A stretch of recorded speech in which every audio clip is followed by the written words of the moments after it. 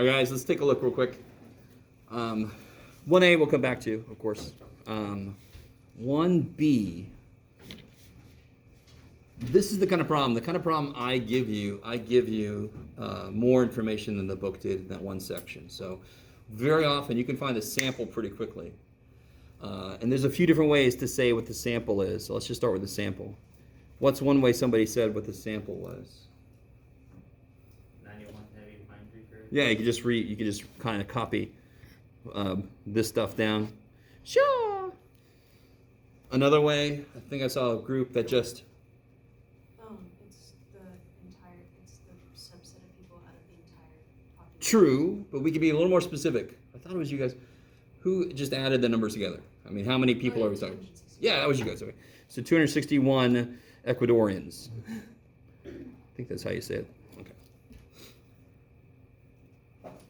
You guys with me? So then the population, what's funny is the sample will inform your population. Very often, once you identify the sample, you could just replace the number with the word all. And in fact, in this case, the amount of wine somebody there drinks, so I know it's not all people around the world, they just want to talk about Ecuadorians. So all Ecuadorians. Pretend like that's what that says. Okay. How are we doing so far? You don't want to say the population is all Ecuadorians who drink because there's people in your sample that don't drink. So how in the world did they get in there if you're only picking from people who drink? Is it the same as like all people in Ecuador? Or is that different? All people in Ecuador. I love it. Yeah. I love it. Yeah. Go ahead. What is it? The sample? It says 200. Oh, I'm sorry. You could either copy just this, right? Or you could say, you can add them up and just say 261. Yeah. Yes. So I'm not trying to be that guy, but would technically Ecuadorians be incorrect because they could be people who are in Ecuador who are not Ecuadorian, they're just tourists, but they randomly selected people, so like, tourists. All right. So technically, yes. But I'm not going to be that Okay. hyper technical Okay. because I know what you mean. I No, you're right. You're right. It's just like I said about walking around Grossmont talking to somebody and they may not be a Grossmont student. So it's a good point. But to be honest, this is an old quiz I gave and I just made it into a practice sheet. So this used to be the first quiz I gave. You're going to see something a little bit like this for the first quiz. So technically, you're perfect. But if I'm grading this, I'm not going to be that Okay. detailed. Yeah. That's what makes sense. Thank Can you just You- say like all people who live in Ecuador? Yeah, sure. I love it. What would she say? All people who live in Ecuador. Oh. So that's why I said all Ecuadorians, right? Okay. Okay, so if they find that the percentage of stomach cancer occurrences in their sample was 3%, is that a stat or a parameter? Stat. Why? Because it's a numerical value of a sample. Yes, describes a sample. How would I change it to become a parameter? What words would I change? Change the population. Yeah, if the researchers find the percentage of stomach cancer occurrences in the entire, in all of Ecuador is 3%, that would be a parameter, right? Or if I said all Ecuadorians have a stomach cancer occurrence rate of 3%, that would be a parameter. I love it. Wait. One more time, say all that. One more time. So if I would have said, the researchers find that the percentage of stomach cancer occurrences in all Ecuadorians is 3%, that would be a parameter. Yeah. Right, so if I reference the population, parameter. If I reference the sample, statistic. Kick ass. So in statistics, the parameter is the ultimate gold standard. We're trying to get at it, right? If I'm taking a sample of people trying to figure out who people are going to vote for in the next election, my gold standard is the percentage of all people who are going to vote for this person, right? But I can only take samples. So I'm trying to get a feel for what that parameter is. So the statistic is always trying to infer something about the parameter, which is why polls are sometimes wrong, because no matter how well you pick your poll, it could just sort of naturally be biased one way or the other. You don't know. Okay.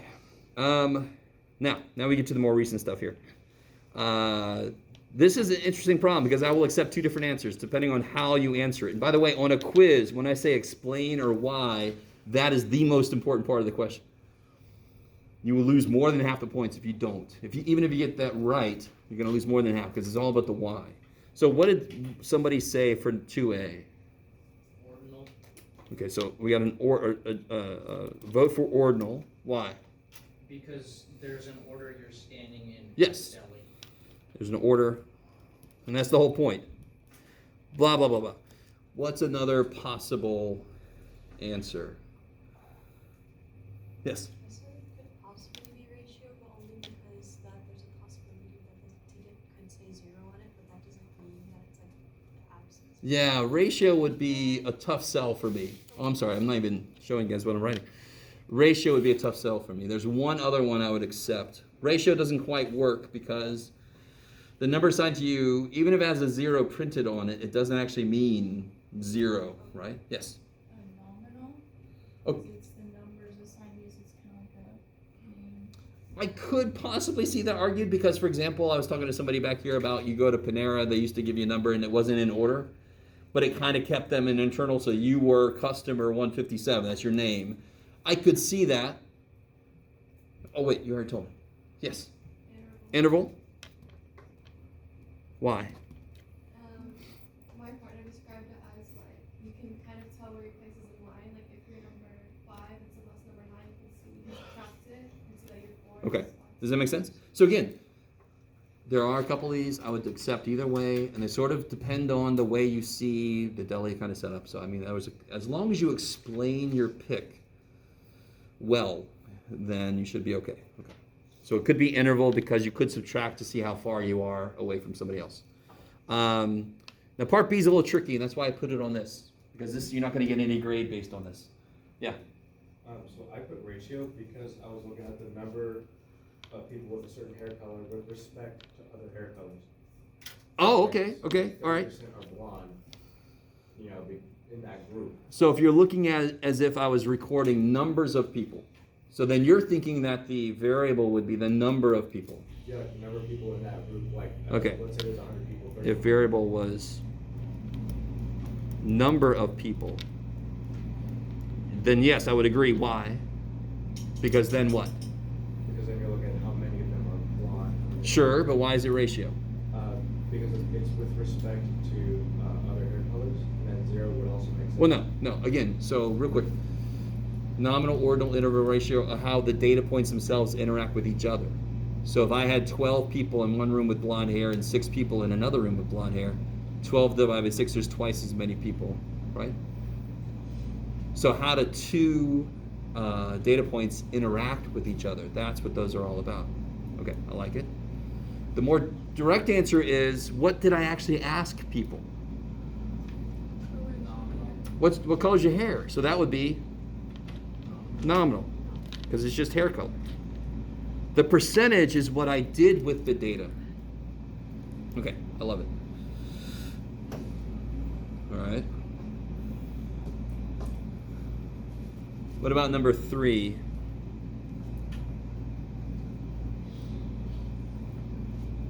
So 3A, do not look at the number I give you. Who's got the answer? Maybe somebody I haven't heard from yet. Anybody brave enough? Continuous. Why is it continuous? Because fish can be measured. Fish can grow, but that's not really a point of continuous. Could I take one fish and right then measure it more and more and more precisely? Yeah. That's the point. Not that they can grow, because the number of woodpeckers in a tree can change, right?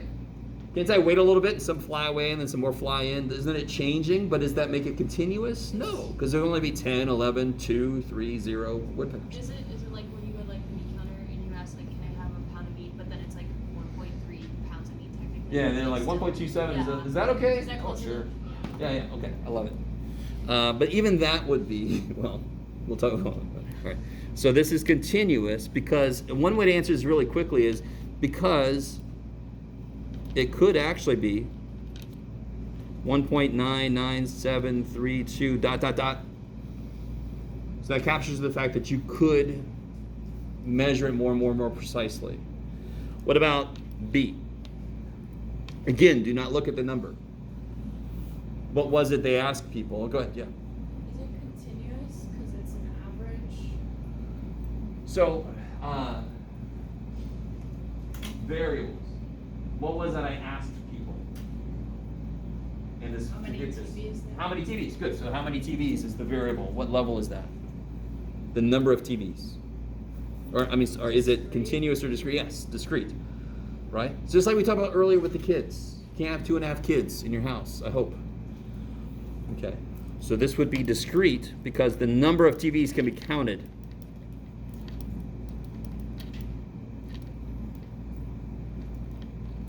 Whereas the number of kilograms in something can't. Because there's an infinite number of decimal places that it could go to. Yes? If we were taking the average of something continuous, would that average also be continuous, or would it just be discrete? The average could be a number that goes forever. Discrete, continuous talk about variables. They don't talk about what we do with them. I really want to make this make sense. The average is something I do to my data. The data itself is discrete. Okay, so that's not even like a thing. Not even a thing. Okay. I love it. All right. Y'all look very concerned. Okay. So again, if you explain yourself, so what do you look for? I'm going to give you numbers. You don't give a shit. You don't say that's discrete because it's a whole number 2. You say, what could it be? You don't say this is continuous because you see a decimal place. No. Think about what could it be? How many TVs could somebody have? So, I think I want to do this. I think we need a break. So what we're going to do this when we come back. We're actually going to take a little field trip. We're going to go see a couple places. We're going to see where my office is. We're going to see where the Mass Study Center is. And then I'm going to come back here, and you guys could just take a break, and I'll tell you what time to be back. Are you guys with me? Okay. So let's do that. It's just a